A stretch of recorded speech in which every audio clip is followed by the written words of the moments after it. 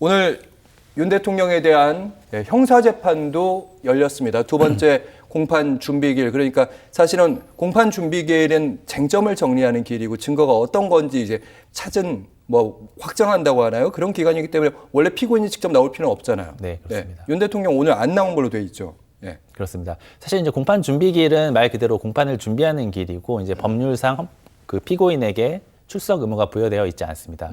사실은 이제 피고인이 본인의 입장을 변수할 수 있는 기회도 없고요.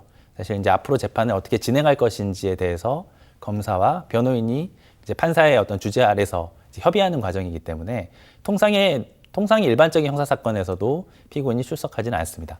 다만 이제 윤석열 대통령이 출석을 해서 일정 부분 본인의 입장을 밝힌다거나 아니면은 출석을 통해서 어떤 본인에 대한 어떤 여론을 형성하지 않을까라는 이제 일각의 추정은 있었는데요. 예. 실제로는 이제 출석하지 않았는데 아마도 이제 헌법재판소의 결정을 앞두고 있는 상황이기 때문에 이제 그런 부분도 고려한 정치적인 판단이 아닐까 이렇게 예상이 됩니다. 알겠습니다. 변호인단이 지금 변호의 전략으로 공소 기각을 생각하고 있다고 알려지고 있는데 아까 헌법재판소에서도 기각 나왔잖아요. 그러니까 검사가 이게 혐의가 있습니다. 재판을 청구했는데 이거는 재판 청구 대상이 아니라 이렇게 판사가 판단하기를 바라는 쪽으로 가고 있다. 이렇게 보시는 거죠. 네, 이제 윤석열 대통령의 어떤 구속 기소 자체가 취소가 된 이후에 이제 이 수사권이 있는 기관에 수사를 한 것이냐, 그리고 구속이 취소될 정도로 수사가 위법하게 진행된 것이 아니냐, 이제 이런 식의 어떤 주장이 있었던 것도 사실이고요. 따라서 이제 변호인 측에서 이제 공소기각 주장을 이제 할 것으로 이렇게 예상이 되었습니다.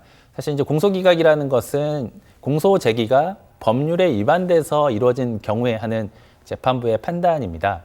사실 이제 정당한 수사권을 가지지 않은 수사기관이 이제 수사를 해서 해당 수사 자료를 증거로 해서 기소가 이루어졌기 때문에 이제 그 공소 제기 자체가 법률에 위반된다라는 것이 이제 변호인 측의 주장입니다. 그래서 이제 공소시작 주장을 변호인 측에서 한 것으로 지금 보도가 되고 있고요. 다만 이제 공소기각을 여부를 판단하는 것은 재판부의 권한이고요. 사실 이런 식으로 어떤 법률에 위반된 공소 제기를 취소하는 경우에는 판결로서 이제 하도록 되어 있습니다. 즉 재판부가 별도로 선고기를 지정하고 이제 공소기각 판결을 해야 되는 사항인데요.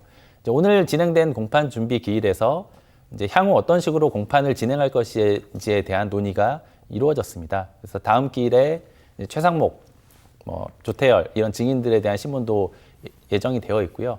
또 보도에 따르면 검찰 측에서 이제 38명의 증인을 이제 신청한 것으로 지금 보도가 되고 있습니다. 즉 재판은 예정대로 진행이 될 것으로 보이고요.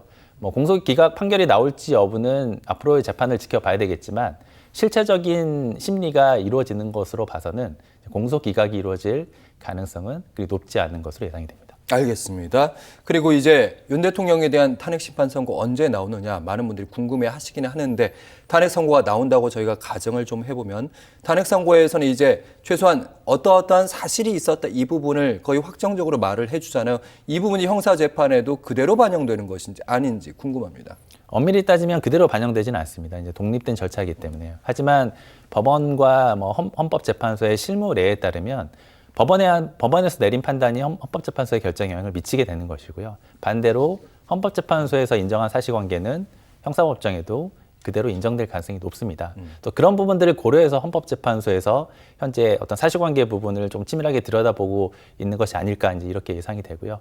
따라서 만약에 말씀하신 것처럼 헌법재판소에서 지금 이제 소추 혐의로 삼았던 내란 행위 이 부분이 어느 정도 사실관계가 정리가 된다면 해당 사실관계는 형사법정에도 그대로 영향을 미칠 가능성이 높습니다. 다만 이제 헌법재판소에서 판단의 근거로 삼는 자료와 이제 형사법정에서 근거로 삼는 자료는 다르기 때문에 이제 그 판단의 근거가 되는 자료가 달라지는 이상 사실관계에도 달라질 여지는 있습니다만 실무적으로 보자면 영향을 미칠 수밖에 없기 때문에 이제 윤 대통령 측 입장에서는 헌법재판소의 결정이 나오게 되면 이제 그 부분이 만약에 불리하다라고 판단되면 그 부분을 이제 극복하는 것이 이렇게 이제 쉬운 작업은 아닐 것으로 보입니다. 알겠습니다. 그리고 이제 시간이 이제 3분 정도 남았는데